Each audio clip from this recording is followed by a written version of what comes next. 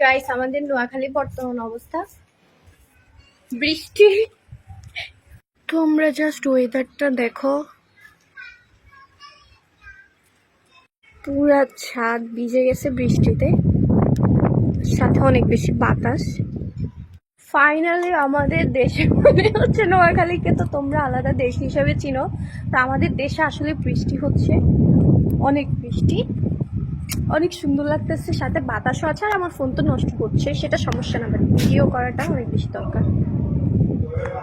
আমার হেজাব দেখলে বুঝতে পারবা, এই যে বৃষ্টির ফোঁটা, অনেক বেশি সুন্দর। এই সাইডটা হচ্ছে রোডের সাইড।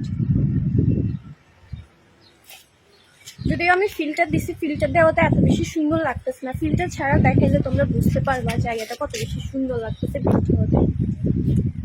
জোস।